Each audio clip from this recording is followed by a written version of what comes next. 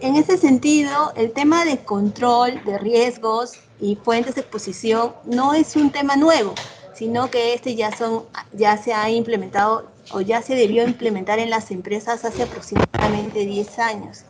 Y bueno, este plan sería uno adicional al que ya deberían tener todas las CIPRES a nivel nacional.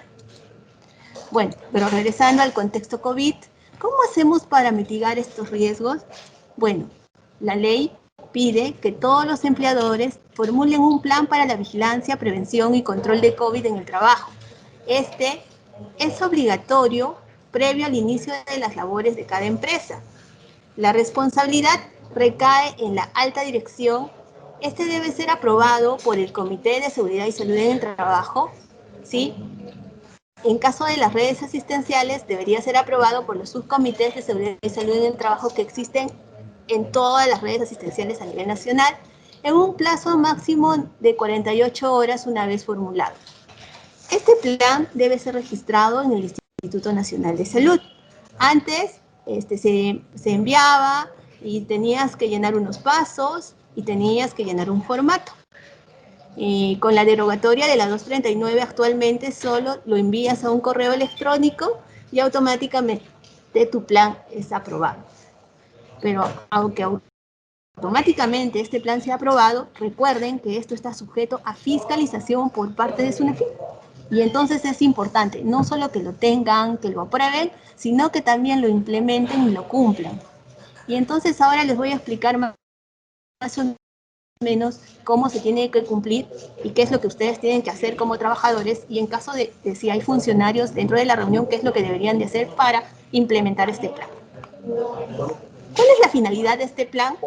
Es, es contribuir con la disminución del riesgo de transmisión de COVID en el ámbito laboral, implementando lineamientos generales para la vigilancia, prevención y control de la salud de los trabajadores.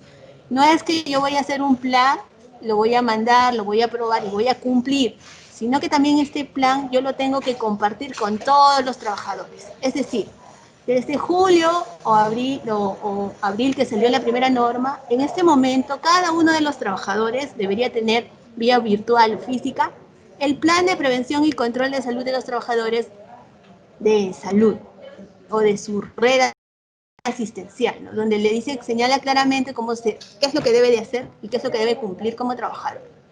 ¿Cuál es el objetivo general? Establecer los lineamientos para la vigilancia, prevención y control de la salud de los trabajadores con riesgo de exposición a COVID-19. Hay algunas definiciones operativas que son importantes, que es muy importante que se manejen. Mire, existe un gran número de normativa que ha sacado por el contexto COVID que es importante que como profesionales de la salud las tengamos claras y las revisemos y podamos cumplirlas. Y lo más importante de las normas son su finalidad, su objetivo, sus definiciones operativas y las disposiciones que tengan que ver con nuestro trabajo. Ahora vamos a repasar un poquito de las definiciones operativas para que como trabajadores o funcionarios tengamos claras algunas cosas que a veces nos quedan en supuestos. Por ejemplo, el aislamiento COVID es la intervención de salud pública por el cual una persona con sintomatología, ¿sí?, confinada o no con COVID, se le restringe el desplazamiento y se le separa de las personas sanas. ¿Qué estamos viendo? Que cuando nosotros los mandamos a aislamiento, siempre terminan saliendo, que se olvidaron la farmacia o que vivan solos, y entonces allí pues no vamos a controlar absolutamente nada. Algo que es importante que se ha implementado en esta norma es la barrera física para el trabajo. Estas barreras físicas van a permitir que se disminuya el riesgo de contagio. Y aquí estamos hablando, por ejemplo, de los acrílicos, sobre todo en las áreas de atención al paciente, ¿no? En las áreas de, por ejemplo, en los módulos de atención, donde las señoritas de módulos podemos poner un acrílico y el riesgo va a disminuir. No va a necesitar todo el EPP, va a bastar solo la mascarilla y la higiene de manos. Entonces, es importante considerar las barreras físicas para el trabajo porque finalmente va a proteger mejor a los trabajadores.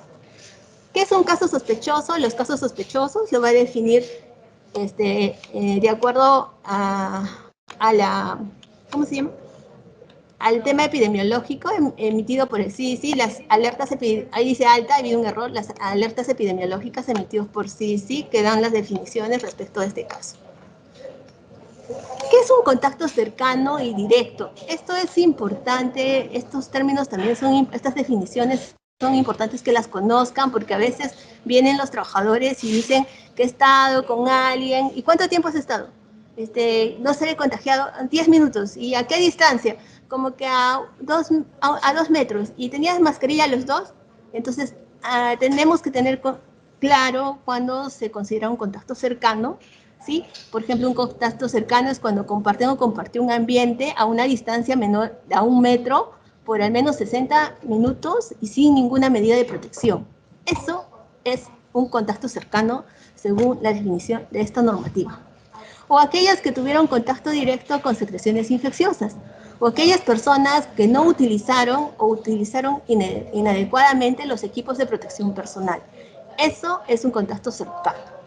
La cuarentena COVID es el procedimiento por el cual un trabajador sin síntomas de COVID se le restringe el desplazamiento fuera de su vivienda por 14 días, ¿sí? Que se aplica cuando ha existido un contacto cercano. Otra cosa que es importante definir son los grupos de riesgo. Y en el tema de grupos de riesgo ha existido bastante controversia y ha sido una de las razones por las que hubo modificatorias en la normativa anterior. Entonces, eso lo vamos a ver más adelante. Antes decía personas de 60 años, luego se cambió a 65, el índice de masa corporal antes era de 30, ahora se cambió a 40, antes era la hipertensión, ahora es la hipertensión no controlada, y así se han ido modificando algunas cosas. La diabetes sí va como diabetes, ahí no hay ningún problema. Es diabetes, entonces ahí sí se considera como un grupo de riesgo. Ha habido un tema también, lo que es importante para el tema de clasificación de riesgo, que es lo primero que debe de hacer la empresa para reiniciar sus actividades, para el regreso o la reincorporación de su trabajador, es clasificar a sus trabajadores de acuerdo a los riesgos. Se clasifica de dos formas a los trabajadores, de acuerdo al riesgo en el puesto de trabajo y de acuerdo al riesgo de sus comorbilidades. Entonces, podría ser que yo tenga bajo riesgo, pero tenga una hipertensión arterial no controlada. Y esas cosas y esos detalles lo tiene que determinar el médico ocupacional. Por eso es importante ahora las unidades de seguridad y salud en el trabajo, por lo menos en las redes, para que el médico ocupacional pueda determinar ambos riesgos y él con la experiencia que tiene, porque sí necesita un médico con experiencia ocupacional, el médico ocupacional con conocimientos de epidemiología, porque los tiene que tener, y con conocimientos sólidos de COVID, porque si no tiene todas estas características, en realidad no nos va a ayudar o nos va a ayudar pocos. Lo que suelen hacer, si no conocen mucho el tema, es mandar a todos a su casa, por un lado, o por el otro lado, exponer a todos. Entonces se necesita un médico ocupacional que conozca y maneje estos temas y que haga una clasificación muy detallada de cada uno de los trabajadores. De que cuesta tiempo, pues cuesta tiempo, pero es trabajo con los médicos ocupacionales formados, ya sea por diplomado, maestría o por su especialidad, lo saben y lo manejan mayor parte de las veces muy bien. Es importante esto y es algo que se tiene que tener claro en cada IPRES y en cada red asistencial. Los riesgos de los trabajadores, tanto por el puesto de trabajo como por las comorbilidades. Y ahí el médico ocupacional es el que tiene que determinar quién es el de riesgo, quién es el no, sopesando todo el contexto, los exámenes médicos ocupacionales anteriores, la historia clínica del paciente y una serie de cosas que los médicos ocupacionales, con la experiencia y el expertise que tienen, lo saben hacer. Entonces, un riesgo bajo es aquel trabajador que no requiere contacto con personas que se conozca o se sospeche de COVID, no tiene contacto cercano o frecuente a menos de 1 metro con el público en general, en el que se puede usar o establecer barreras físicas para el desarrollo de la actividad laboral. Por ejemplo, en el área de farmacia, ¿no? Ahí le pones un bricril y entonces el trabajador va a estar protegido, no va a haber ningún problema. Los de riesgo mediano son los trabajadores que requieren de contacto cercano y frecuente de menos de 1 metro con el público en general, o en el que se puede establecer barreras también físicas para el trabajo. El riesgo alto son los trabajadores con riesgo potencial de exposición a casos conocidos o sospechosos de COVID u otro personal que debe ingresar a los ambientes de atención de pacientes de COVID, pero que no se encuentran expuestos a aerosoles en el ambiente de trabajo. Y los riesgos muy altos son trabajadores con contacto con casos sospechosos y o confirmados de COVID expuestos a aerosoles en el ambiente de trabajo. Entonces, existe esta clasificación y además la norma dice lo siguiente con respecto a las pruebas rápidas o las pruebas moleculares. La norma dice que todos los trabajadores, la anterior decía que a partir del riesgo mediano hasta el muy alto, todos tenían que pasar pruebas rápidas o pruebas moleculares a cargo del empleador. Ahora, esta norma, que está vigente y que es la que se tiene que cumplir, dice que solo los de riesgo alto y muy alto son obligatorias, y el riesgo bajo y mediano son potestativas, y el que decide finalmente quién pasa y quién no pasa es el médico ocupacional. Antes las pruebas rápidas se pasaban semanalmente, ahora la 375-2020 del MINSA refiere que estas pruebas se tienen que pasar cada 2 semanas en el personal de salud. Eso está claramente señalado en una norma que salió en junio de este año. Hay dos términos que se tienen que tener claro, que es el regreso al trabajo, post-cuarentena social obligatoria, y la reincorporación del trabajo. El regreso al trabajo es el proceso de retorno del trabajador posterior al levantamiento del aislamiento social. Ese es el regreso. Y la reincorporación es el proceso en el cual el trabajador pues retorna después de haber sido diagnosticado o declarado con COVID, ¿sí? Y tiene su alta epidemiológica. Ahora es importante que ustedes conozcan los servicios de seguridad y salud en el trabajo, antes llamados SUSOMAS. Antes de la norma, antes de la ley, se llamaban en algunos sitios como Almenara, Revalliati, Sabogal, unidades de seguridad y salud del trabajo y salud ambiental. Pero actualmente estas son las unidades de seguridad y salud en el trabajo, están a cargo de recursos humanos, ¿sí?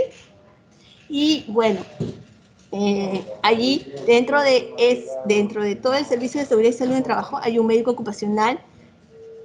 Las unidades de seguridad y salud del trabajo no solo, o los servicios no solo están formados por médicos, allí el tema de seguridad y salud en el trabajo es multidisciplinario, no solo debe participar el médico, sino los ingenieros de seguridad, los psicólogos, los nutricionistas, la asistencia social, porque en realidad solo así uno puede hacer un trabajo que pueda disminuir o eliminar los riesgos de una empresa. ¿Sí? El médico no maneja todo, necesita necesitamos el trabajo de una serie de profesionales, y bueno, para que se pueda cumplir con todos los riesgos que se tienen que eliminar o disminuir dentro de las actividades económicas de diferentes empresas, y en salud mucho más, porque es considerada de alto riesgo y pues necesitamos unas unidades realmente que nos ayuden en esto. Pero en el contexto COVID, regresando allí, el responsable ahora del tema del plan de vigilancia y control de COVID, pues es el profesional de la salud que va a cumplir la función de gestionar o realizar, ¿sí? Él realiza, gestiona el plan de vigilancia de salud para los trabajadores, ¿sí? En el marco de la ley 29783, ¿sí? Que es la ley de seguridad y salud en el trabajo. Y entre sus funciones tiene el de prevenir, vigilar y controlar el riesgo y el control de COVID-19. Bueno, cuando hablamos el tema de las unidades de seguridad y salud en el trabajo, en el anexo 1 de la resolución ministerial número 448, ahí especifica claramente cuál es el perfil de acuerdo al número de trabajadores. ¿Qué es lo que yo he visto? Que piensan que es un comité. Miren, lo que yo veo en el salud es lo siguiente, que confunden la unidad de seguridad y salud en el trabajo con el comité de seguridad y salud en el trabajo, que son dos cosas diferentes. El Comité de Seguridad y Salud en el Trabajo es elegido por elecciones y tiene representantes paritarios, ¿no? Es un comité paritario que tiene representantes del trabajador y del empleador. ¿Cuál es su función? Su función es asesor y vigilante. Esos son los comités de seguridad y salud en el trabajo. La unidad de seguridad y salud en el trabajo es otra cosa. O el servicio de seguridad y salud en el trabajo es diferente. porque la unidad de seguridad, pues el servicio, depende de recursos humanos, porque así lo ha señalado Servir en todas las instituciones públicas, y ellos están a cargo de implementar la ley 29783 y en este caso también el plan de vigilancia y control de COVID. O sea, son dos cosas diferentes. ¿Qué es lo que estamos viendo en salud? Que en algunas cifras piensan que el comité tiene que hacer todo. Y el Comité de Seguridad y Salud del Trabajo, ellos son asesores, son vigilantes, ellos supervisan, ven, verifican que se esté cumpliendo la ley y son los transmisores de las necesidades del trabajador al empleador en el tema de seguridad y salud en el trabajo. Pero ellos no tienen la función de implementar la ley de seguridad y salud en el trabajo, que es otra cosa. Entonces, primero tenemos que diferenciar cuál es la función de cada quien, que las cosas son diferentes. Uno es asesor, vigilante, y el otro, la unidad o servicio de seguridad y salud en el trabajo, es el que implementa, ¿sí? El que implementa la ley de seguridad y salud en el trabajo con todo su sistema, y ahora también el plan de vigilancia y control de COVID, ¿sí? Ahora, no puede ser que, por ejemplo, la otra vez me llamaron y me dijeron de un policlínico, doctora, mire, vamos a formar la unidad de seguridad y salud en el trabajo y hemos decidido que tal doctor va a llevar eso. Bueno, eso no funciona así.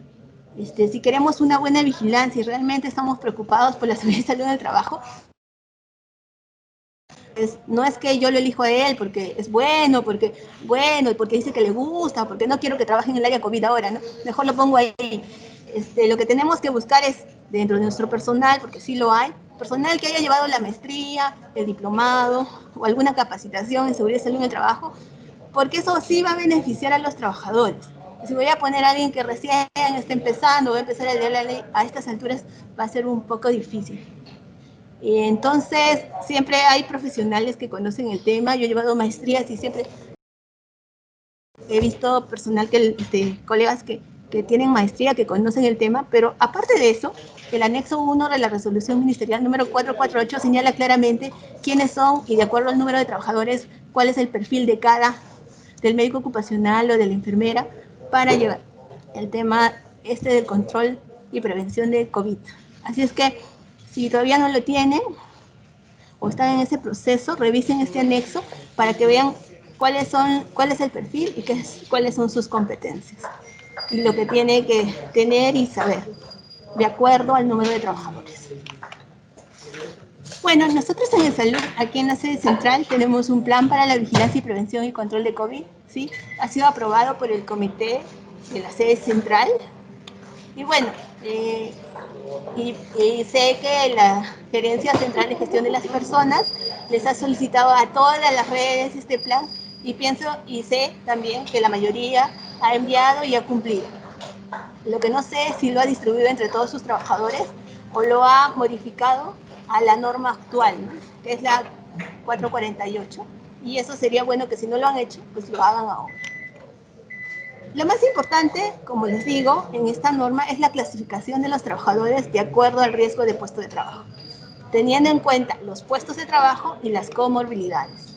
Ya la norma allí en el anexo 3 da la forma y el Excel donde uno puede clasificar. El primer procedimiento, que es obligatorio, es el de limpieza y desinfección. Y esta limpieza y desinfección de lugares de trabajo aplica a todos los ambientes, a los mobiliarios, a las herramientas y a los equipos. Todo se tiene que limpiar y ahora con mayor frecuencia.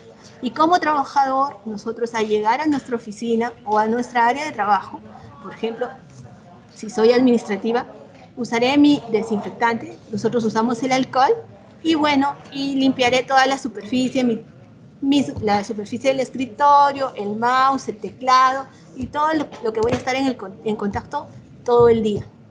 Al retirarme, haré lo mismo, ¿sí? Porque a eso tenemos que acostumbrarnos. Y no es que eso va a durar un mes, 2 meses, 3 meses. Esto es lo que tenemos que hacer de aquí para adelante. ¿Hasta cuándo? Pues eso no sabemos.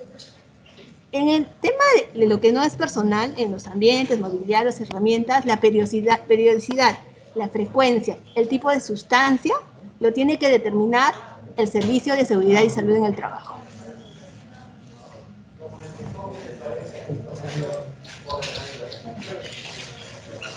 Se ha salido.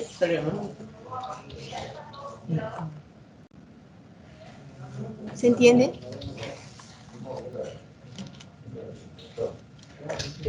Tenemos que mostrar esto, ¿no? Sí. No, estamos dando celular. Mostramos la pantalla celular. Creo que esto, ¿no? Ya, esto.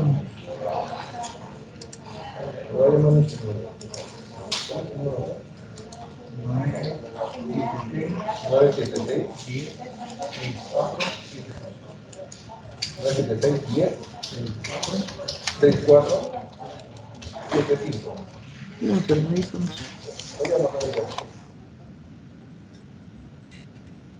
El siguiente procedimiento obligatorio es la identificación de sintomatología COVID previo al ingreso al centro de trabajo. Si nosotros hemos estado en aislamiento o social obligatorio por el tema de la emergencia o nos vamos a reincorporar al trabajo, todo trabajador tendrá que llenar esta declaración jurada de prevención ante el coronavirus, ¿sí? Tenemos que completar esa ficha sintomatológica y entregarla a la unidad de seguridad y salud en el trabajo, que bueno, que lo va a tener dentro de sus archivos. Y otra medida en la identificación de sintomatología, y de acuerdo ahora a lo que dice la norma, es obligatorio en los de alto y muy alto riesgo la aplicación de pruebas serológicas o las pruebas moleculares, dependiendo de la institución, ¿sí? A los grupos de riesgo alto y muy alto es obligatorio. A los de mediano y bajo riesgo es potestativo y eso lo determina el médico ocupacional o el responsable de la unidad de seguridad y salud en el trabajo. Otra cosa que pide para el tema de identificación, este lineamiento, es el control de temperatura diaria a la entrada y salida. En la norma anterior, el registro era obligatorio, pero ahora en esta normativa, considerando el tema de la confidencialidad de la información, porque la temperatura es algo propio nuestro, es un dato de salud, entonces ahora solo se pide el control y la identificación de aquellos pues, que tienen una temperatura que me pueda dar sospechas de que el trabajador tiene COVID. En caso yo identifique un trabajador que tenga temperatura, lo que se tiene que hacer es el seguimiento al caso sospechoso y de eso es responsable nuevamente el médico ocupacional, ¿no? O el responsable de la unidad. El procedimiento obligatorio de prevención de COVID, el lavado y desinfección de manos, es el procedimiento número 3 que pide la norma. Bueno, ellos piden que se instale un punto de higiene de manos en la entrada de los locales. Como ustedes se habrán dado cuenta, en la mayoría de centros o te ponen el alcohol gel o hay un lavabo con su jabón, con su papel toalla y su recordatorio, que así señala la norma. Entonces, se tiene que implementar eso. Y no solo es que se implemente, porque lo que yo veo es que los trabajadores como que están esperando que alguien les diga, lávense las manos. Entonces, es importante que esté en la instalación y que todos los trabajadores como trabajadores nos lavemos las manos. Y les comento que lavarse las manos es mucho más eficiente que la fricción con alcohol. Entonces, es que mejor que a la entrada de tu trabajo te laves las manos, o bueno, pues como cualquiera, y como ahora tenemos que hacer al llegar al trabajo, buscar los servicios higiénicos y lavarnos las manos inmediatamente cuando estamos llegando al trabajo, ¿no? Ahora el tema de la higiene de manos en el sector salud y el lavado de manos social, pues no tiene, es obligatorio. Y en realidad con ese tema de higiene de manos yo voy sufriendo como 3 años, he hecho monitoreos a muchas redes asistenciales y de 17 profesionales a los que he evaluado la técnica, una doctora una vez lo hizo, pero hasta el paso 8. Entonces, la adherencia al tema de higiene de manos es bajísimo. Los que mejor lo manejan son las licenciadas de enfermería. Yo soy médico y lamentablemente los médicos, lo que he visto y lo que he comprobado en mis monitoreos, que voy hace 3 años a algunas redes, es que la adherencia al tema de higiene de manos es muy baja y cuando salgan las lecciones aprendidas del coronavirus, me imagino que esto va a ser un tema que va a resaltar. Entonces, nunca es tarde. El tema de aprender la técnica correcta de la higiene de manos en el sector salud, que es de cumplimiento obligatorio, porque tenemos una guía sectorial, una guía institucional, pues tiene que cumplirse, y como les digo, nunca es tarde para aprender, y sería bueno que todos aprendamos la técnica, porque ya hemos trabajado muchos años con canciones, con concursos, con banner, y pues a estas alturas, y con coronavirus, pues todos tendríamos que preocuparnos en conocer cuál es la técnica correcta, porque todos los que creemos en la higiene de manos, sabemos que con una técnica correcta nuestras manos están completamente limpias. Y por favor, los que no conocen la técnica, hay videos. Tenemos una amiga enfermera que nos puede enseñar, no es difícil. Y bueno, y esto hacerlo lo más frecuentemente posible en el día. Y si estamos en el hospital, más todavía, ¿no? Otro procedimiento obligatorio de prevención de COVID es la sensibilización de la prevención del contagio en el centro de trabajo. Nosotros, a través de la Gerencia Central de Gestión de las Personas, ellos han elaborado un plan, y bueno, también un intranet donde nos permite a nosotros realizar esto en forma virtual, con una evaluación y todo lo que cumpliendo cabalmente lo que dice la norma, ¿no? Todos hemos pasado, todos hemos hecho la capacitación, porque bueno, es obligatorio. Si alguien no lo ha hecho o no lo ha gestionado, pues comuníquese con el área para que todo su personal pueda estar capacitado, y cuando venga SUNAFIL, porque va a venir, porque está viniendo SUNAFIL, está viniendo la Contraloría, está viniendo Fiscalía, están viniendo todos, entonces no tengamos problemas.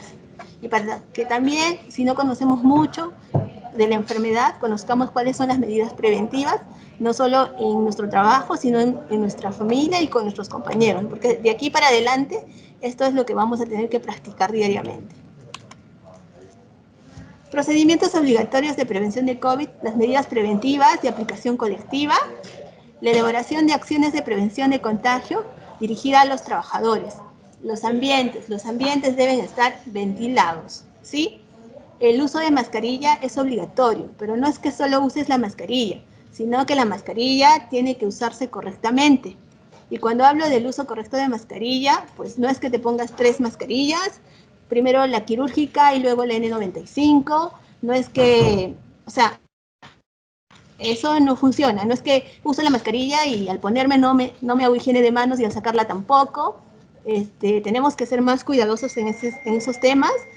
Antes de ponerme mi mascarilla, higiene de manos, me pongo la retiro, higiene de manos, pues la mascarilla me tiene que cubrir la nariz, y si uso respirador N95, igual, o sea, cuando yo hacía los monitoreos, cuando iba a emergencia y les preguntaba por qué no lo usaba, la mayoría me contestaba como que fastidiado, y pues no era un hábito, y cuando le preguntabas cómo se pone, tampoco, y cómo se retira, y cómo se guarda, y entonces lo que yo veía era el respirador N95 colgado en la muñeca, colgado en el cuello, y en realidad, pues, eso nos hacía pensar que no íbamos a, todo lo que habíamos visto, que el tema de coronavirus nos iba a afectar mucho más, sobre todo, y que no sobre todo, sino que un punto crítico era el uso inadecuado de los equipos de protección personal.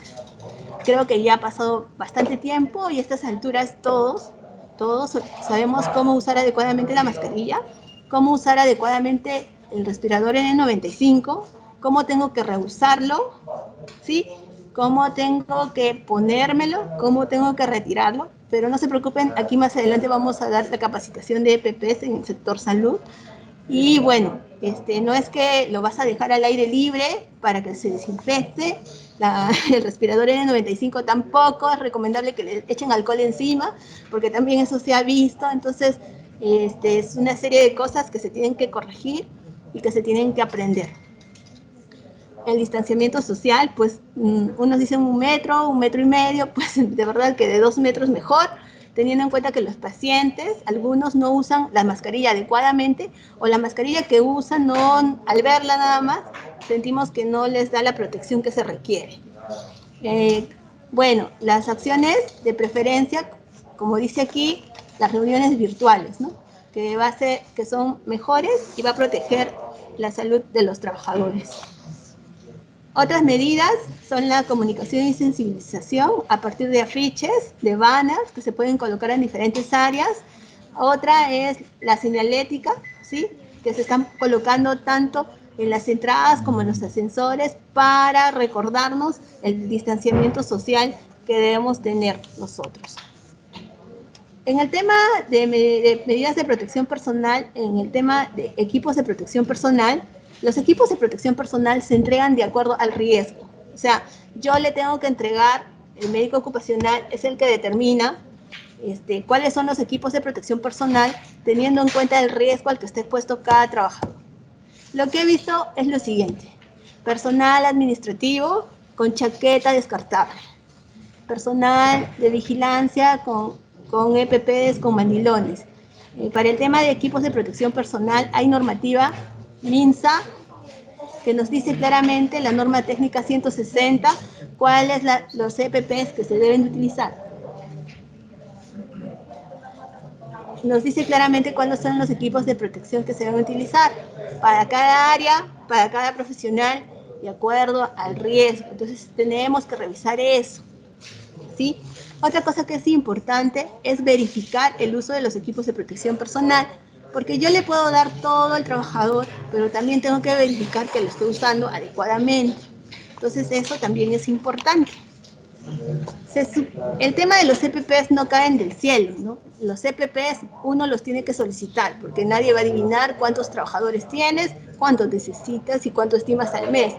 Cada red, cada IPRES tendrá que hacer su requerimiento de acuerdo a sus riesgos y en la cantidad suficiente. También cada red, cada IPRES es responsable de la capacitación en el uso de los equipos de protección personal. La Ley de Seguridad y Salud en el Trabajo y esta norma también dice eso, o sea, no solo que yo le entregue al trabajador los equipos de protección personal, tengo que supervisar que los use adecuadamente y además de supervisarlos, tengo que enseñarles a usar los EPPs. Y en las áreas COVID hay que entrenar al personal, tanto a ponerse como a retirarse los equipos de protección personal. Por ejemplo, aquí tenemos la resolución ministerial 448 MINSA, donde señala cuáles son los equipos de protección personal para puestos de trabajo. Aquí tenemos la OMS, que señala claramente cuáles son los equipos de protección personal en el contexto de escasez mundial. El tema, esta es una pandemia y es a nivel mundial. Y obviamente que los equipos de protección personal son escasos y todos hemos vivido eso. He visto los respiradores N95 hasta 80, 90 soles. Entonces, lo que nos queda a nosotros como trabajadores es optimizar su uso y de acuerdo al riesgo, ¿no? Tenemos que ser conscientes de que la escasez es a nivel mundial y tenemos que optimizar el uso de los equipos de protección personal. Uno lo entrega, ¿sí? Yo le entrego los equipos de protección personal de acuerdo al riesgo, ¿sí? Aquí le damos la mascarilla, el alcohol gel, el alcohol para limpiar la superficie y lo registro, porque eso pide la Ley de Seguridad y Salud en el Trabajo y también cómo vas a evidenciar ante SUNAFIL que le has entregado o no le has entregado un equipo de protección personal en el contexto COVID. Entonces, es importante el registro de entrega, la capacitación, la supervisión de que se está usando correctamente. Entonces, todo esto señala la norma, como les digo, no solo la de plan de vigilancia, sino también la Ley de Seguridad y Salud en el Trabajo, que van muy, muy de la mano. La vigilancia de la salud en el centro de trabajo, que es el procedimiento número 7, e identificación de las acciones de vigilancia, cuáles son el control de temperatura, ¿sí? La evaluación médica del trabajador o el seguimiento en caso el trabajador tenga fiebre, ¿no? Dentro de la vigilancia de la salud en el centro de trabajo no debemos olvidar el tema de la salud mental. Y quiero recordarles que esto ha sido, para decirles que esto de la salud mental ha sido observado por la Contraloría. La Contraloría ha ido a una IPRES y le ha pedido su plan de salud mental para los pacientes. Entonces, la norma pide plan de salud mental para los trabajadores. Entonces tienen que tener los planes de salud mental tanto para trabajadores como pacientes, porque esto sí está solicitado por la Contraloría. El tema de la vigilancia en el centro de trabajo, si bien es cierto, estamos en un contexto de COVID, pero también tenemos otros riesgos, los riesgos ergonómicos, los químicos, los físicos, y es que no solo, si bien es cierto, vamos a priorizar el tema de COVID, pero como vigilancia de la salud en el centro de trabajo y en cumplimiento de la ley de seguridad y salud en el trabajo, no tengo que dejar de lado los otros riesgos a los que están expuestos los trabajadores, ¿sí? Así es que el tema es integral. El proceso para el regreso al trabajo están orientados a todos los trabajadores que estuvieron en cuarentena y no presentaron ninguna sintomatología y que no han sido como casos sospechosos o positivos. En ese caso, como les dije y como lo señala el primer lineamiento, se tiene que pasar una evaluación de la sintomatología, hay que sensibilizar al trabajador en el uso de EPPs, en la distancia social, promover la higiene de manos. ¿Por qué? En realidad, usar una mascarilla, si yo estoy en aislamiento y usar una mascarilla, cuesta mucho, de verdad. A mí las 2 primeras semanas me ha costado mucho, es difícil acostumbrarse a eso. Entonces es importante sensibilizar al trabajador que lo requiere, que lo necesita. Pues me fastidia, me molesta, me incomoda. Y hay algunos trabajadores que han presentado ciertas dermatitis, y entonces todas esas cosas las tiene que evaluar el médico ocupacional, ¿no? Él determinará que si no, si la mascarilla que se le está dando, la que está usando, no la favorece, tendrá que cambiarle por otra y tendrá que evaluar también ese riesgo, porque también existe ese riesgo. He visto 2 o 3 trabajadores con una dermatitis por contacto por uso de mascarillas. Y todo eso también se tiene que evaluar y se tiene que ver.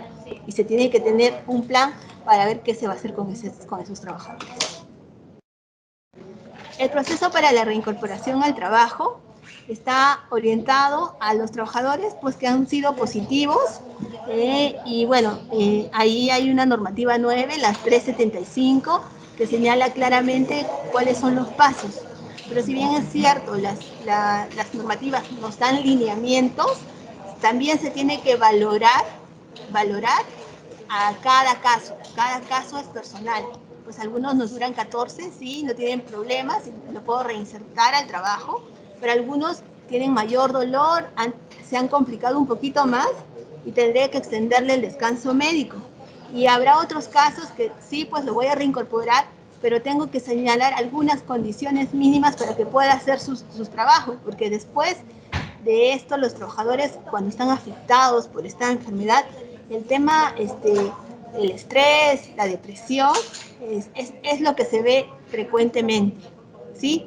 Entonces, tenemos que evaluar a cada uno de los trabajadores y dar las recomendaciones de acuerdo a cada caso, de acuerdo a la sintomatología, al tema emocional inclusive de cada uno. Evitemos el tema de la automedicación, sigamos los protocolos establecidos para el MINSA en el tratamiento, porque lo que estamos promoviendo muchos es el tema indiscriminado de uso de antibióticos y son cosas que se tienen que ir trabajando. Existen los protocolos y ciñámonos a esos porque pues, son los que menos daño van a causar a los pacientes. Entonces es importante considerar todo esto, ¿sí? En el tema de reincorporación al trabajo, si bien es cierto, vuelvo a repetir, hay algunos lineamientos que se están dando, pero se tiene que considerar cada caso es particular y cada trabajador presenta la enfermedad. Nosotros somos de salud y lo sabemos de diferente manera. Y para la reincorporación tenemos que considerar todo esto. El regreso, reincorporación de trabajadores con factores de riesgo. Existen trabajadores que son mayores de 65 años, tienen hipertensión controlada, enfermedades cardiovasculares y todas las que están señaladas en esta lista, el asma moderada grave, enfermedad respiratoria crónica, insuficiencia renal crónica, ¿sí? Entonces hay una norma, la 098, que te pone, que tiene la declaración, 98, 97, no me acuerdo bien, que tiene la declaración jurada donde no solo firma el trabajador que a pesar de esta comorbilidad quiere reincorporarse al trabajo, sino que el médico ocupacional tiene que hacerle la evaluación y ambos firman. Ambos son corresponsables. El trabajador que quiere volver a su puesto de trabajo a pesar de su comorbilidad y el médico ocupacional que da el visto bueno para ello. Entonces, eso lo tenemos que tener claro y no se olviden, si ustedes tienen identificado un trabajador que tiene todos estos factores de riesgo y a pesar de eso quiere laborar, entonces es importante llenar esa declaración jurada, porque si no va a pasar algo y vamos a tener problemas. Y ahí el que tiene Ya la está, gran responsabilidad es el médico Junior. profesional, que va a dar la aptitud Así para como que este directo, trabajador pueda regresar al trabajo, ¿no? A pesar de tener un factor de riesgo. estoy Entonces, en otra aquí aplicación tenemos, y y solo bueno, está si tiene la... factor de ¿Ah? riesgo, nosotros le reforzaremos las medidas de seguridad, ¿no? Aumentaremos los equipos de protección personal, haremos que no atienda al público, mantendremos una distancia y todas las medidas para disminuir los riesgos. Aumentaremos la distancia social, sí, considerando que el trabajador es de alto riesgo. Y bueno, podemos apostar porque estos trabajadores es mejor que se queden en casa y realizar el trabajo remoto, ¿no? Y puedan realizar todas sus labores desde su casa, mediante el trabajo remoto, ¿no? Bueno, para decirles que este tema, el plan de vigilancia y control, como les decía, es una responsabilidad del empleador, tiene que ser elaborado por la Unidad de Seguridad y Salud en el Trabajo, tiene que ser aprobado por el Comité de Seguridad o los subcomités de Seguridad y Salud en el Trabajo, tiene que ser compartido a todo el personal para que para que todo el personal y los trabajadores cumplan con todos los lineamientos. Y bueno, como empleadores y como responsables, se tiene que tener las evidencias del cumplimiento de cada uno de estos lineamientos, porque si no, vamos a ser sensibles de multas por SUNAFIL o por la Contraloría o por lo que pueda venir, sobre todo nosotros que estamos en la primera línea y que somos más sensibles sobre todo a quejas en su salud. Entonces, a quejas en SUNAFIL, la Contraloría, el Ministerio Público. Entonces, es importante que tanto los trabajadores como los funcionarios cumplamos lo que señala la norma. Gracias.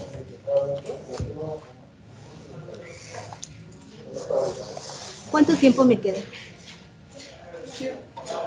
Me falta la otra de uso de PPs. ¿La puedo dar?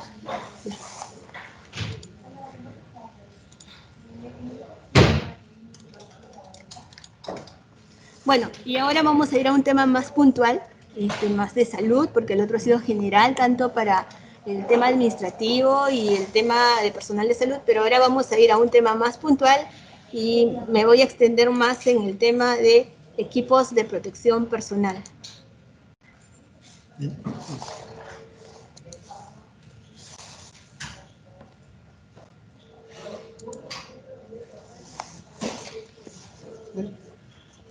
¿Ya? ¿Empiezo?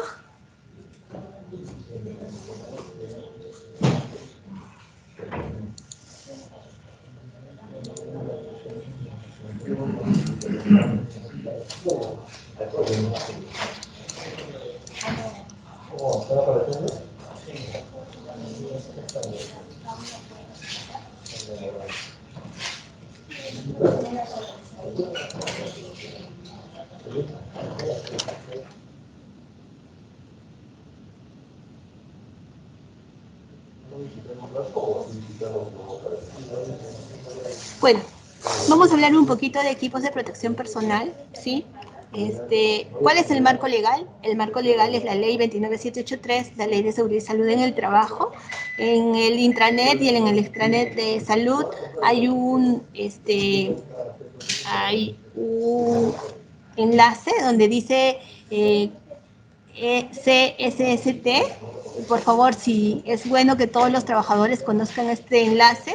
Ahí se encuentran todos nuestros registros, todas nuestras normas de seguridad y salud en el trabajo, el reglamento interno de seguridad y salud en el trabajo, está la política de seguridad y salud en el trabajo en salud.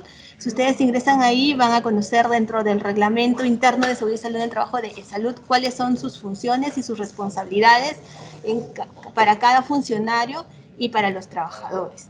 Es importante que conozcan esto porque en realidad la ley de seguridad de salud en el trabajo tiene como principio el cuidado de la salud y seguridad de todos los trabajadores, ¿no? De todas las entidades públicas y privadas en el Perú. La Ley de Seguridad y Salud en el Trabajo, 29783, en el artículo 60 señala que los equipos para la protección personal, el empleador proporciona a sus trabajadores equipos de protección personal adecuados según el tipo de trabajo y riesgo específico presentes en el desempeño de sus funciones, ¿sí? Cuando no se puede eliminar en su origen los riesgos laborales. Los equipos de protección personal, de acuerdo a la jerarquía de control para riesgos, son los que están en la última escala, ¿no? Los primeros son los controles de ingeniería. Por ejemplo, si aquí hay ruido y yo estoy aquí expuesta, pues un control de ingeniería sería que me construyan una cabina, ¿no? Isonórica. Entonces yo no voy a tener ningún daño. Después viene los controles administrativos, donde me pueden cambiar el horario o puedo trabajar 6 horas, 2 horas aquí y 6 horas en otro lado. Yo trabajo 8 horas o me pueden rotar a otra área. ¿Sí? Esos son los controles administrativos. Y por último, pues están los equipos de protección personal. Ya cuando no puedo hacer nada, pues me van a poner unos protectores auditivos que, bueno, que podría ser, es un equipo de protección personal en el ejemplo que les estoy dando. Lo más o menos así ven, y recordemos que los equipos de protección personal son la última jerarquía de control que se usan para la prevención de riesgos.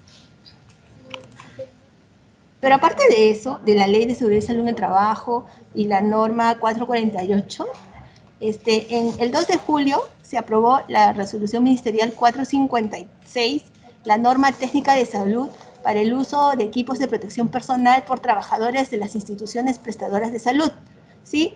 Dentro de esta resolución ministerial existen unas disposiciones generales, unas disposiciones específicas de cada uno de los equipos de protección personal, cómo se usan, cómo no se deben usar, cuáles son sus características, muy extenso, y después les enseña claramente y les señala cuáles son, cómo se usan, cómo se descartan, y después existen unos checklists para el uso correcto, tanto del mandilón como los que usan el tablet, y finalmente hay unos anexos sobre higiene de manos. Entonces, es importante que ustedes conozcan esta norma y puedan manejarla. Y pues para el tema de equipos de protección personal y su uso, ahora que todos lo usamos, es importante, y lo más importante es que cada trabajador de salud sepa utilizar correctamente y sepa retirarlo correctamente.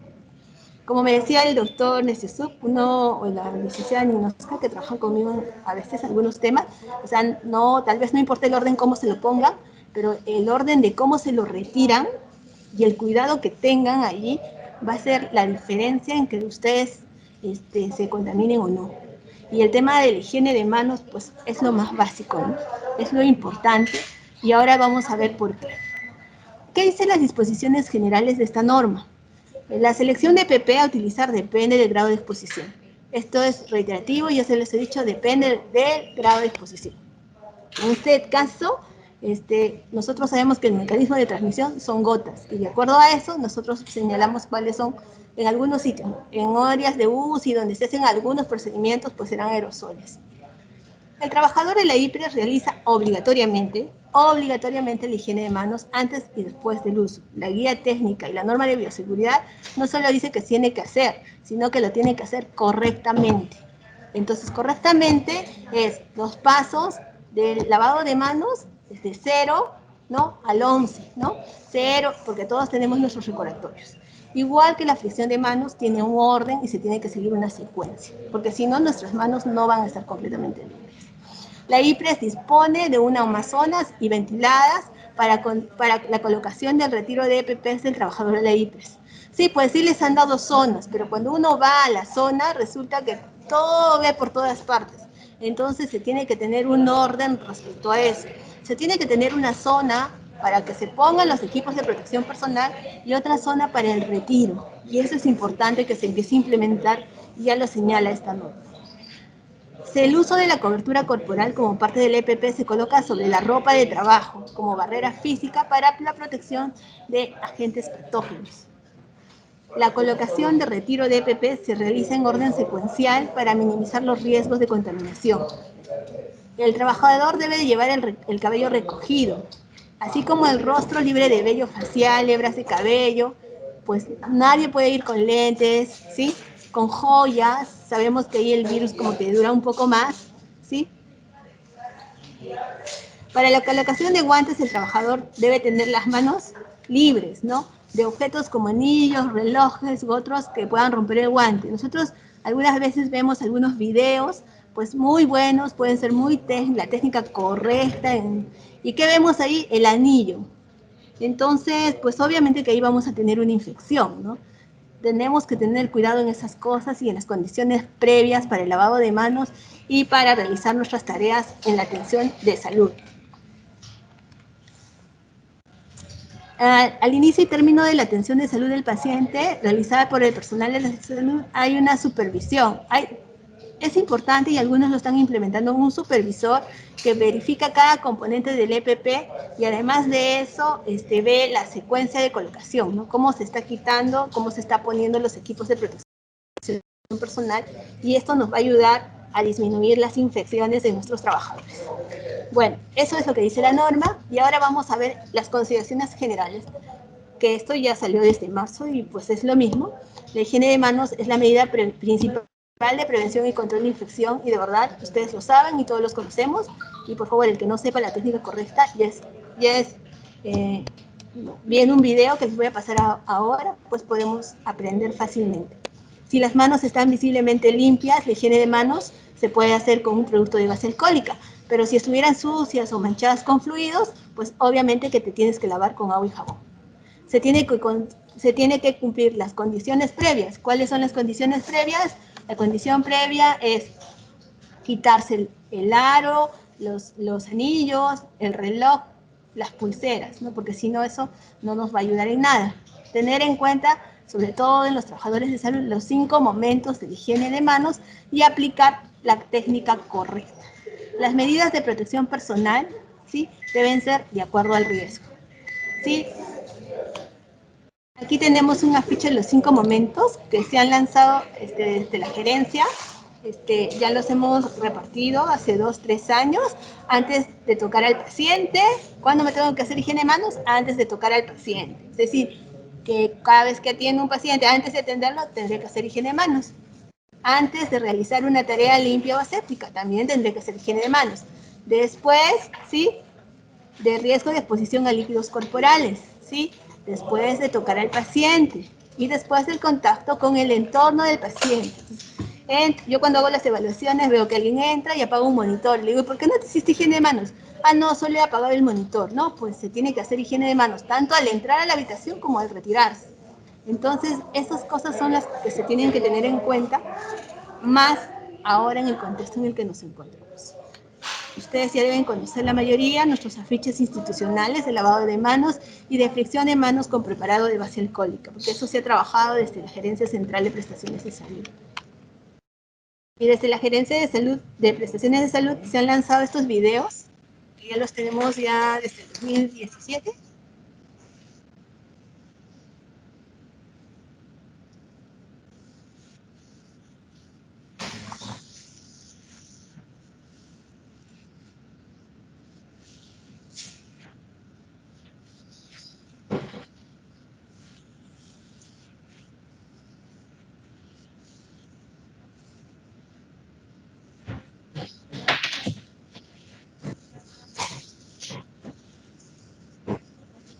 A ver, ¿no?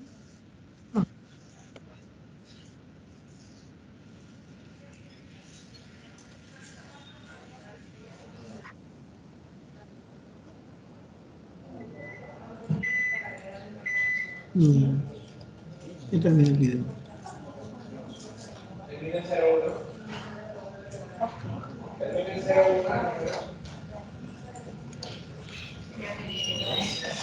Sí.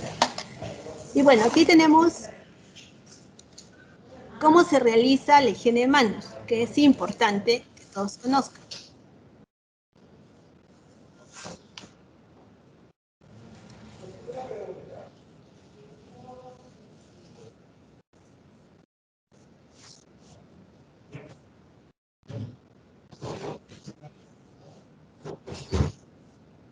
El volumen está. No, sí se escucha bien. Sí.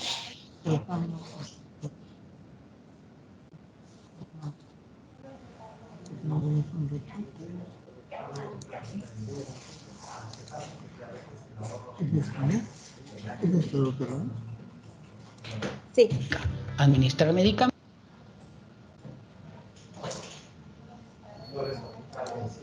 o realizar curaciones de heridas, por ejemplo. Momento 3. Después de riesgo de exposición a líquidos corporales, por ejemplo, durante el cambio de pañales, toma de muestras. Momento número 4. Después del contacto con el paciente, o sea, después que usted examinó al paciente o después que le dio la mano, hay que hacer higiene de manos. Y finalmente, el momento número 5 es después del contacto con el entorno del paciente. Si usted cogió los monitores, si usted cogió las varillas de la cama del paciente, hay que hacer higiene de manos.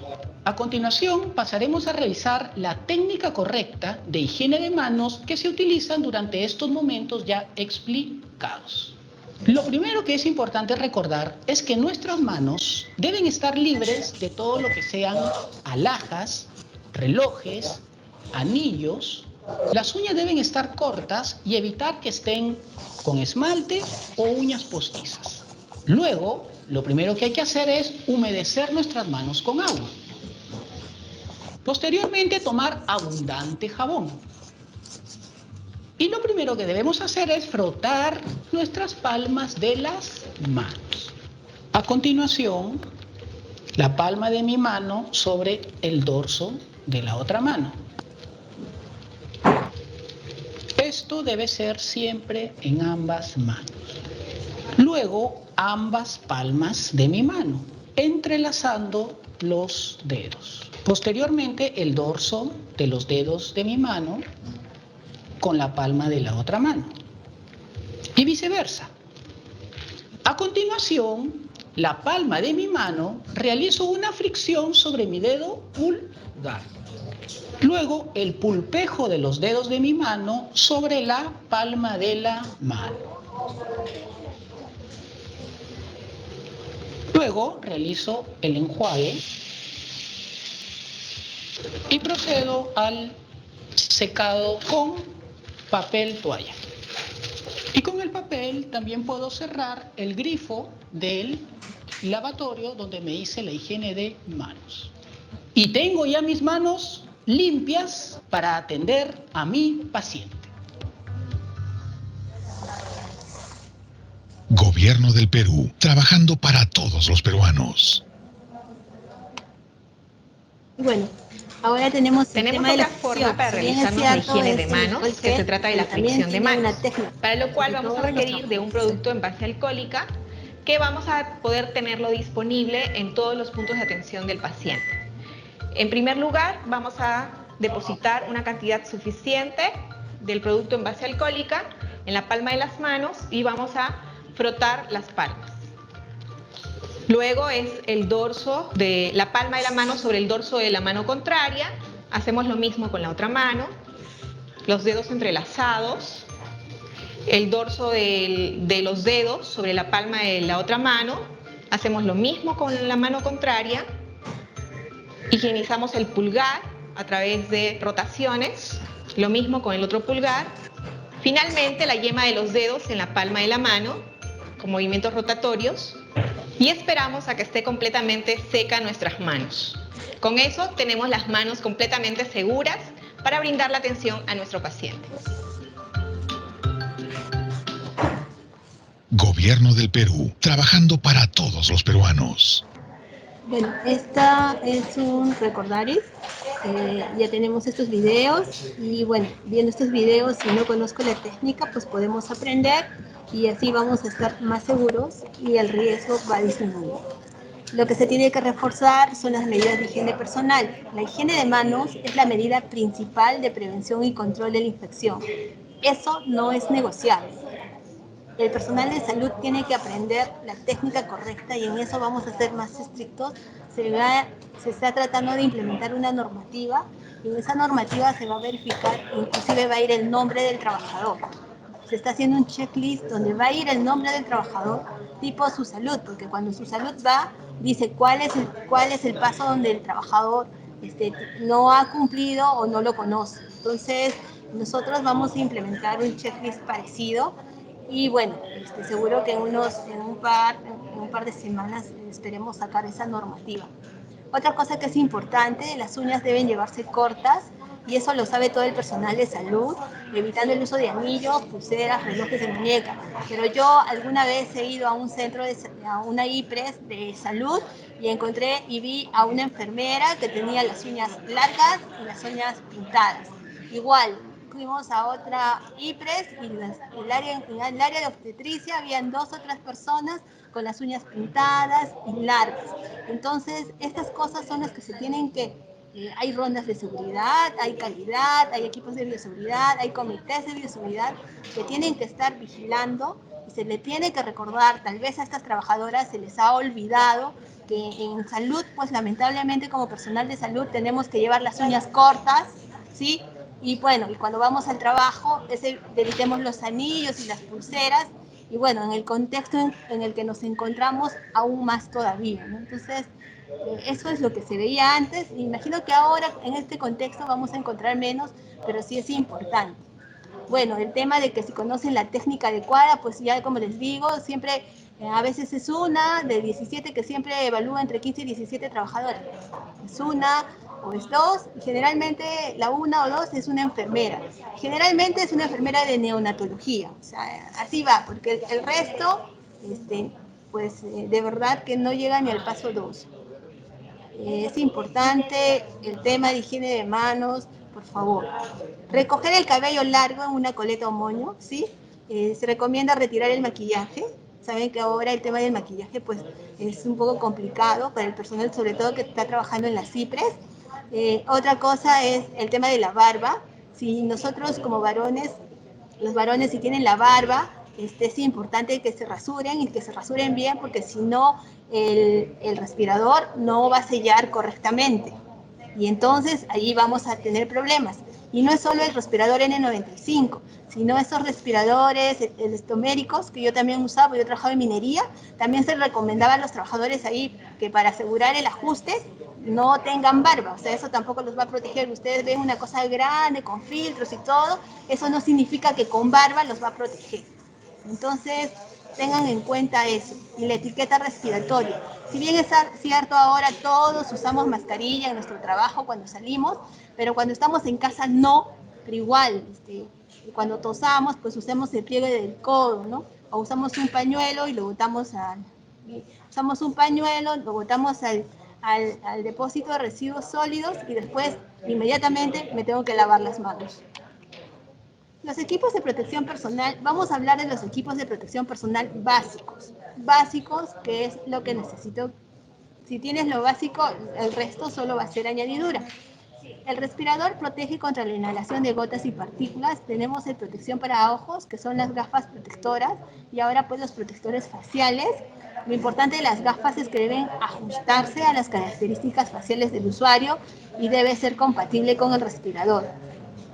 La protección corporal, se usan batas resistentes al agua y la protección de manos se debe usar guantes al tratar pacientes con sospecha o confirmado de COVID. Miren, señores, lo que yo he visto es lo siguiente, que cuando veo el tema de equipos de protección personal nos dicen nos faltan y cuando hago el cuadro que les piden, veo que el personal de informática le dan protección, le dan guantes, le dan bata, le dan absolutamente, le dan el tablet, le dan todo. Entonces, recuerden que eso está normado, tanto por el MINSA, sobre todo por el MINSA, hay como 3 normas de equipos de protección personal.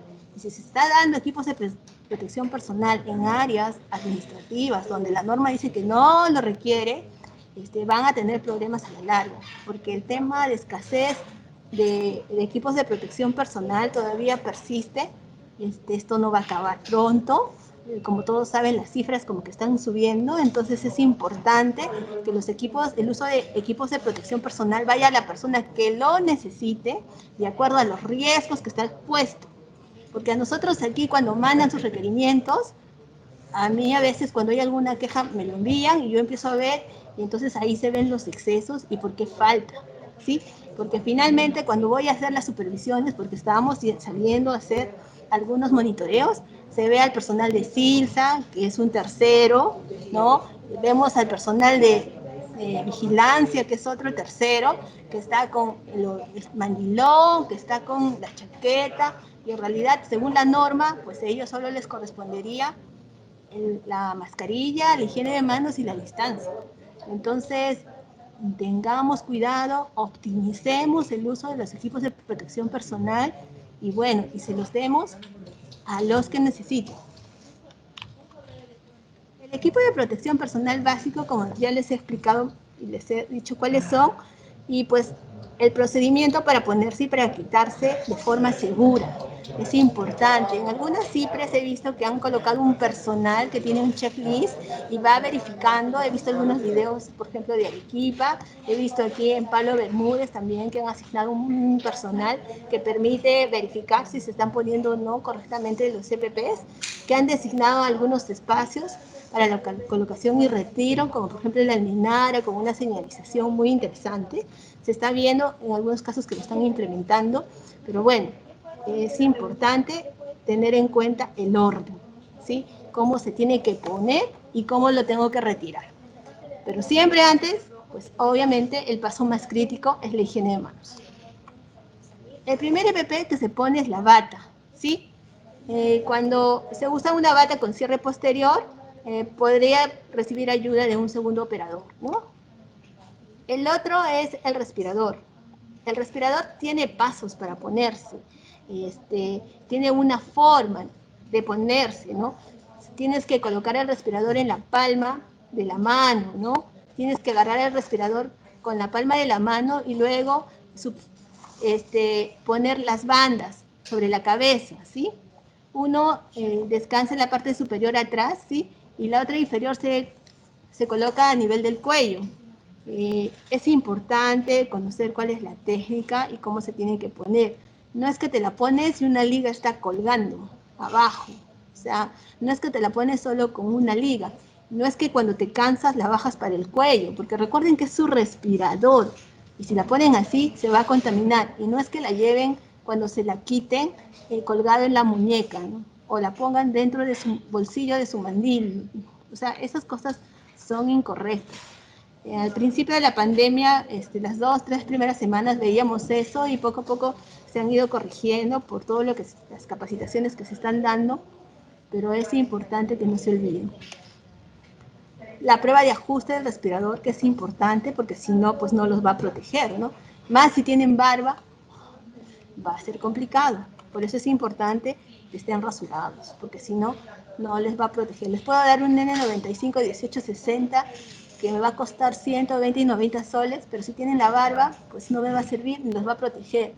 Si no se lavan las manos antes, pues tampoco. Si no lo guardan dentro de una bolsa de papel después de retirársela, pues es imposible. Si le echan encima alcohol, pues menos, ¿no? Entonces, los equipos de protección personal se tienen que usar, mantener, se tienen que cuidar adecuadamente, porque finalmente es lo que les protege a ustedes. Y perdónenme si soy repetitiva, pero es que a veces sentimos que cuando vamos a verificar cómo lo están usando, nos deja mucho que desear. Tampoco se usa primero una mascarilla y luego la N95, ¿sí? ¿Qué veo?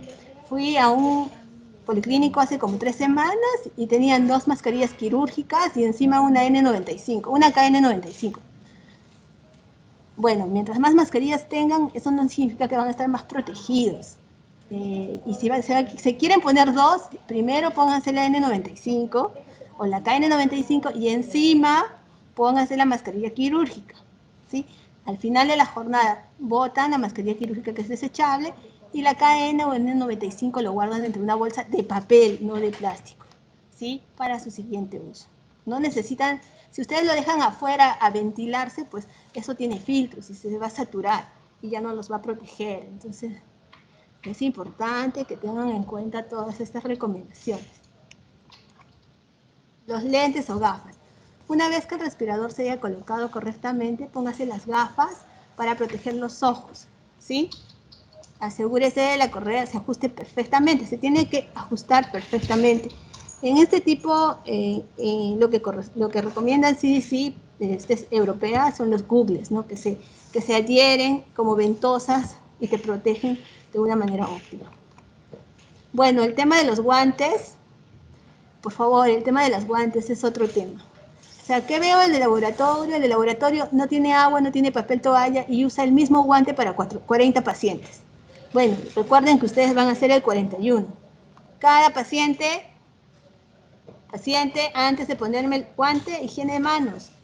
Atiendo a mi paciente, me quito los guantes, me hago higiene de manos y me pongo otros guantes. Entonces, cuando se les corrige, pero doctora, ¿cuántos guantes voy a usar? Bueno, a mí no me gustaría ser el segundo paciente, ¿eh? Porque voy a terminar con los virus del primero o las bacterias del primero. Entonces, es importante considerar esos temas y esta observación la veo más en las áreas de laboratorio.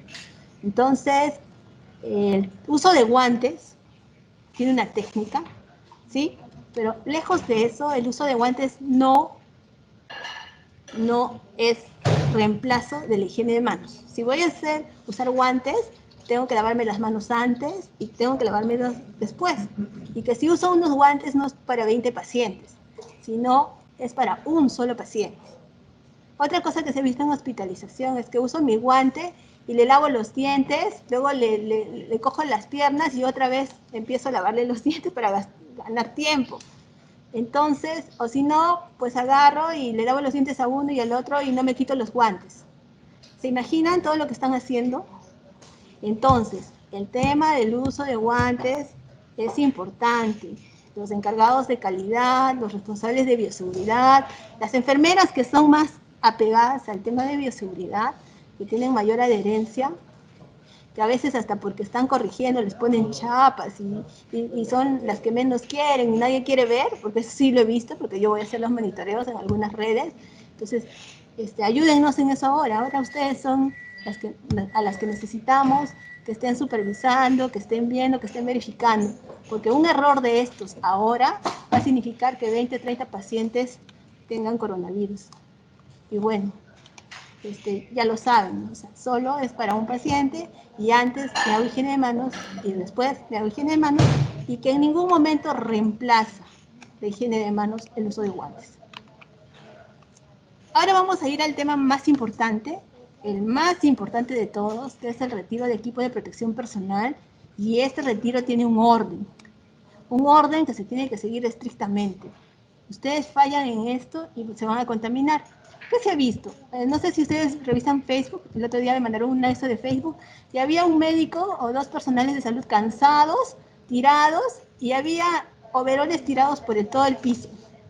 Todo el piso estaba regado de overoles. Si bien es cierto, sí, pues están cansados, pero si no quiero contaminarme y realmente estoy consciente de la enfermedad, pues yo me retiro el Tyvek e inmediatamente va al tacho donde se va a lavar la ropa, o lo pongo en una bolsa para llevármelo si lo tengo que llevar, si es reutilizable, o lo pongo directamente a la bolsa roja porque está contaminado y no lo puedo dejar tirado por todas partes. Y encima ahí está sentado otro, ahorita les paso la foto y realmente esas cosas no pueden estar pasando. Entonces, el retiro de equipo de protección personal, la zona para el retiro se debe señalar claramente, se debe contar con el depósito para residuos sólidos contaminados para que no tengamos problemas de infecciones en el personal de salud. ¿Sí? Es algo muy importante. La remoción del EPP es un paso crítico y se debe de llevar cuidadosamente. Lo primero que se quita son los guantes, ¿sí? Porque se supone que es lo más contaminado. Y se debe considerar desinfectante. Antes de quitarme los guantes, me hago higiene de manos con alcohol gel. Los guantes deben quitarse siguiendo 8 pasos. O sea, no es que agarro y tiro los guantes, sino que para quitarme tengo que seguir 8 pasos. ¿Cuáles son los pasos? Pellizcar y sostener el guante, ¿sí? Con la otra mano enguantada entre palmas al área de la muñeca. Pelar el guante lejos de la muñeca hasta que se vuelva de revés cubriendo los dedos con el ahora medio enguantado, ¿no? Esta media mano está enguantada. Pellizcar y sostener la mano totalmente enguantada entre la mano y la palma. Y ahí voy quitando. Despegar el guante de la muñeca hasta que se dé la vuelta y luego quitamos el guante, ¿sí? Una mano por completo agarrando la parte interior del guante, siempre la mano interior. Y desechamos los guantes en un contenedor de riesgo biológico. Entiendo que todos salen desesperados, pero para el tema de colocado y retiro, y sobre todo de retiro de PPs, considerando cómo es la enfermedad esta del COVID, es importante que se tomen su tiempo y lo hagan correctamente. Ya se van a implementar afiches para el retiro y para el colocado y retiro de PPs, y es importante que ustedes lo cumplan, y por su propia seguridad, si no es así, apréndanse los pasos y tómense su tiempo, ¿sí? Después de quitarse los guantes, se debe realizar, ¿qué? ¿Qué hemos dicho? La higiene de manos. O sea, no es que porque usé el guante no me tengo que lavar las manos. Tengo que lavarme las manos. Si es posible, me puedo poner un nuevo guante para continuar el procedimiento. El uso del nuevo guante es para evitar la autocontaminación. Tirada de la bata, agarre la parte posterior de la bata, ¿sí? La parte posterior, no toco la parte de adelante, porque toda esa zona está contaminada. Y retiro la bata alejando esta del cuerpo. No es que la voy a quitar toda pegadita, ¿sí? Y después traten de envolverla, hacer un rollo, y la colocan en un contenedor de riesgo biológico que tiene que tener una bolsa roja, que es lo que señala la norma. Para quitar las gafas se debe colocar un dedo debajo de la correa textil en la parte posterior de la cabeza, y al tocar la parte delantera se puede, porque si tocas lo de adelante, pues obviamente te vas a contaminar. Ahora, lo que se recomienda y se ve en los videos, que seguro que ustedes lo han visto, es tener como un depósito donde esté ya la sustancia desinfectante para la desinfección de los lentes o de las caretas. Igual, el respirador tiene una técnica para retirarse. O sea, yo no cojo el respirador, sino cojo solo los elásticos, ¿no? En algunos casos los desecharemos, y en algunos que tenemos, como dice la norma, turnos distanciados, los puedo tener hasta 7 días, cuando son turnos seguidos por 3, no es porque queramos, sino simplemente porque tenemos un problema de escasez mundial, y bueno, hemos tenido bastantes complicaciones con la adquisición no solo de respiradores, sino de mascarillas, que felizmente con el tiempo se han ido superando. Ahora hay más en el mercado, pero igual, a pesar de eso, tenemos que tener cuidado y usar los EPPs con cautela. Bueno, la OMS también tiene los pasos para quitarse el equipo de protección personal, incluida la bata. Esto ustedes lo pueden revisar, está en su página.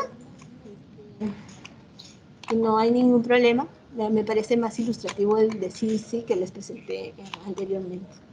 Y aquí tenemos un video, espero que funcione. For novel pathogens such as novel coronavirus, MERS-CoV, or avian influenza, the recommended additional precautions are airborne, droplet, and contact precautions. These require you to wear the following personal protective equipment: gown, fit-tested, seal-checked N95 respirator, face shield, and gloves. When donning PPE, perform hand hygiene for 15 seconds. Apply 1 to 2 pumps of alcohol-based hand rub to the palms of dry hands.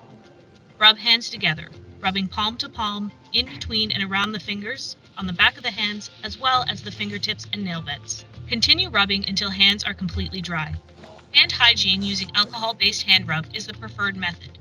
Use soap and water only when hands are visibly soiled. Tie back long hair if applicable. Do not bring unnecessary equipment in the room. Inspect your equipment for any damage prior to donning each piece. Clean shaven? Don your gown. Tie around the neck and around the waist. Secure gown using a bow that can easily be untied. Ensure all clothing is covered by gown. Lift your chin and place your fit-tested N95 respirator over your nose and mouth. Stretch the bottom strap over your head and place it on the back of your neck. Ensure strap is on bare skin only, no loose hairs. Place the top strap on the crown of your head. Ensure that the straps are not overlapping or crossed. Check if mask is properly formed to face. Ensure no fold by running fingers along the edges of the mask. Mold the metal nose strip to conform to the shape of your nose. Do this by placing both your middle fingers at the bridge of your nose and use your index finger to press along the edge of mask along for the sides of your nose into the cheeks, creating a good seal. Repeat pressing index fingers with pressure especially alongside of the nose. Perform a seal check by placing your hands at the side of your face at eyebrow level without touching the mask. Exhale quickly once to check if air escapes the mask and hits the palms of hands. If you feel leakage, readjust the fit of your N95 respirator and perform another seal check. Don your face shield by placing the strap at the back of your head. Ensure that the top of the face shield is resting in the middle of your forehead. Put on your gloves. Ensure that gloves are placed over the cuff of the gown so that the skin of your wrist is not exposed. Perform a final personal protective equipment check prior to going into the room. Alternatively, have a colleague perform the final check. After entering the patient's room, keep hands away from your face. Only open one door at a time to maintain negative pressure in the room. The doffing process poses the highest risk of transmission to healthcare workers. Make sure to take your time removing your personal protective equipment. A guide will be posted in the anteroom outlining the steps of PPE removal for staff. Please refer to this guide when doffing your PPE. Step into the anteroom and ensure the door is closed behind you. Remove gloves using the glove-to-glove and skin-to-skin technique. Place in the garbage. You may perform hand hygiene at this time if there is any concern your hands became contaminated during glove removal. Next, untie the gown around your waist and at the neck. Grab the straps from the back of the neck and slowly pull the gown forward and peel it away from you, touching only the inside of the gown. Be careful not to let the gown touch your clothes. Roll the gown into a ball, place the reusable gown in the laundry hamper. If you are using a disposable gown, dispose of it in the garbage. Perform hand hygiene for 15 seconds.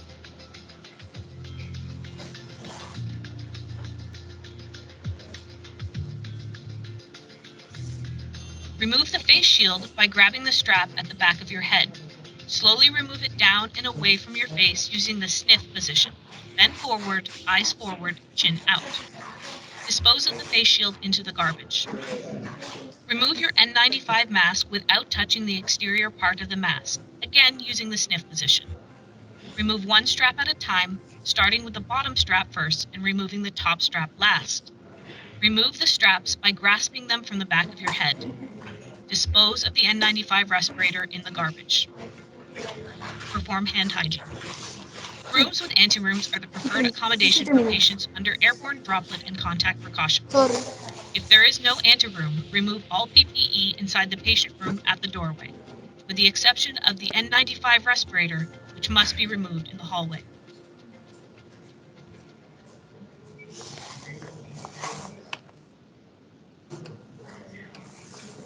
Bueno, también ahí el tema del, si bien es cierto, se les ha explicado el tema del uso y retiro de los equipos de protección personal básicos en el contexto COVID. También existe información y también de OMS de cuáles son los pasos para el retiro de los TAIBET o buzos. Los pasos son, parecidos, pero es la forma como nos ponemos el overol, ¿no? Como ven, aquí están los pasos y esa es una forma correcta. Y después se pone la mascarilla, la careta, ¿sí? Y como les digo, en el tema de ponerse, no vamos a tener ningún problema si es que se retiran todos los accesorios y cumplen las condiciones previas y realizan higiene de manos, y antes de ponerse los EPPs verifican que todo esté completo y sea adecuado a su talla.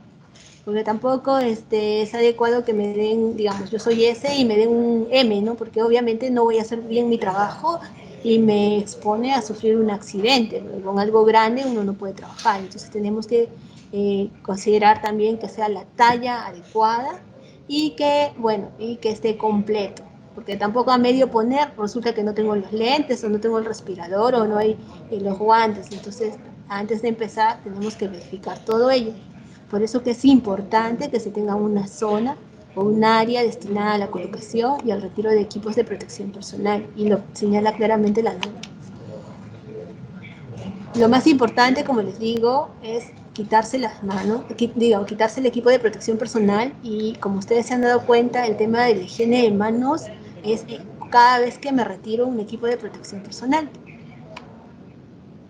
Bueno, si me saco el overol, que es el paso que quiero que tengan ustedes mayor, ustedes lo vean, idealmente es bueno hacerlo frente a un espejo. Incline la cabeza hacia atrás para alcanzar la cremallera, abra la cremallera por completo sin tocar la piel ni el traje séptico, y comience a sacar el overol desde arriba hacia abajo.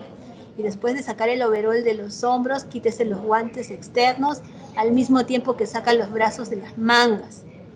Con los guantes internos puestos, enrolle el overol, enrollen los overoles desde la cintura hacia abajo y desde adentro hacia afuera, hasta la parte superior. Si usan botas, pues hasta las botas. Use una bota para sacar el overol y la otra bota viceversa, y después apartarse del overol y desecharlo de una manera segura.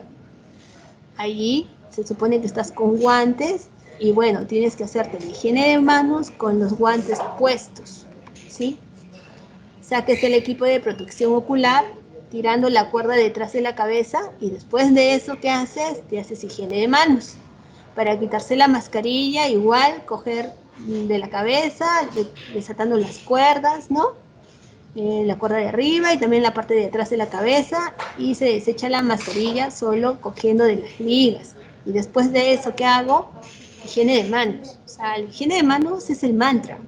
La higiene de manos es lo básico, y si no tienes la técnica y no la conoces o no la aplicas, bueno, vamos a tener problemas.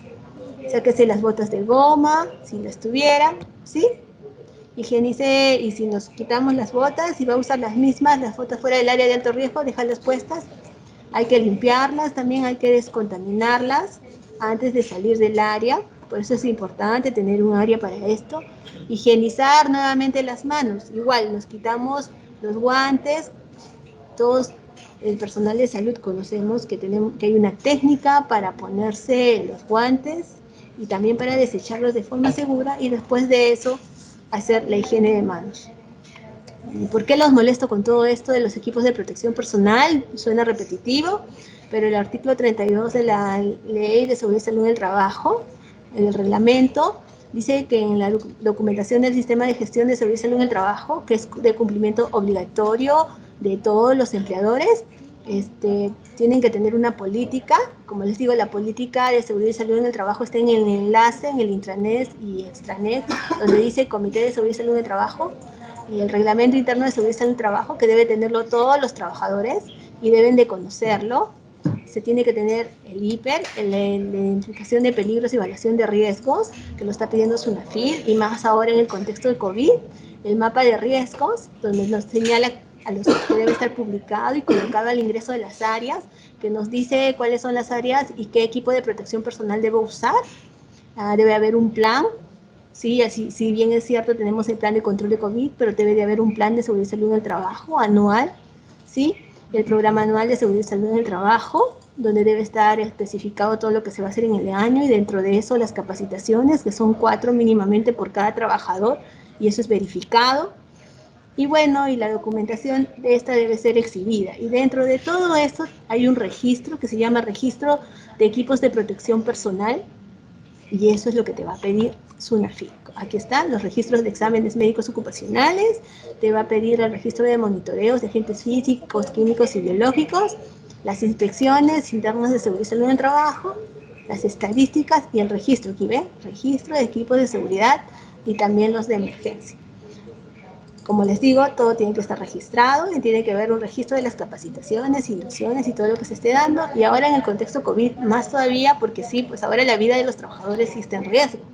Y que tú no implementes o no supervises el cumplimiento va a hacer la diferencia en una vida, ¿no? Eso ya no es que más tarde, no es que no tengo tiempo, que será un médico ocupacional, que solo le doy 4 horas a la semana, no 4 horas al mes, que nunca asisto a las capacitaciones. O sea, lo que hemos hecho estos 10 años en salud, en el tema de seguridad y salud en el trabajo, de verdad es muy poco, y a comparación de otras instituciones, pues no se le ha dado la importancia, y lo más crítico es siendo una actividad de alto riesgo.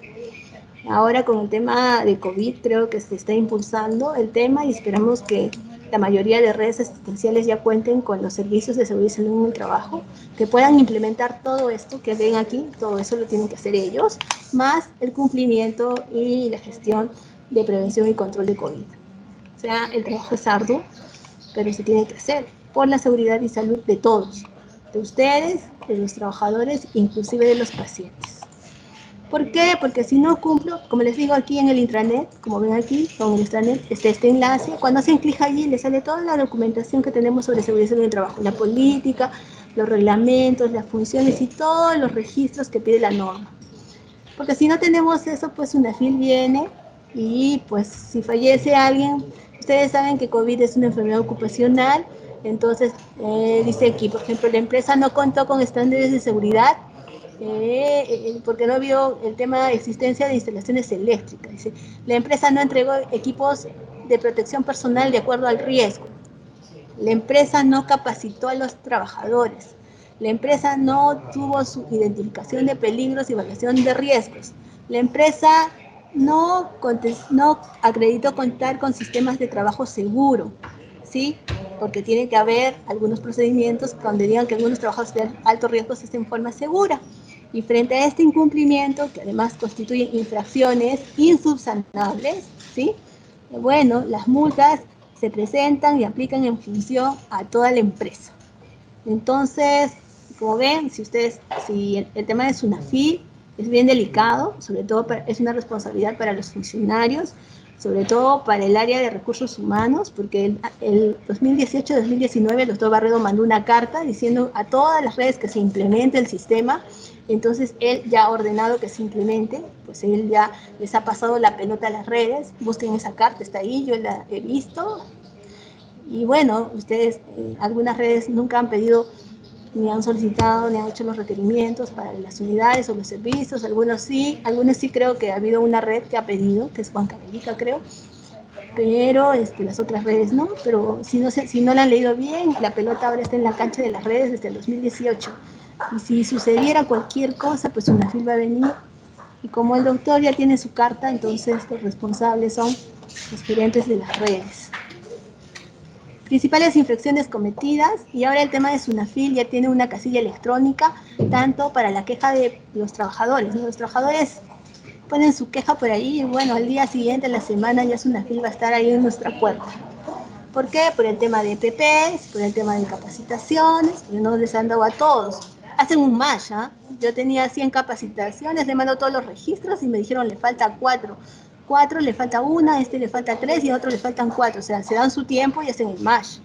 La matriz, pues en la matriz ahora tendrán que incluir el tema de COVID. Bueno, el control de riesgos, ahí pues tendrán todo lo de COVID, pero recuerden que no solo es COVID, también hay riesgos ergonómicos, hay riesgos químicos, hay riesgos físicos, y una serie de riesgos que se tienen que controlar.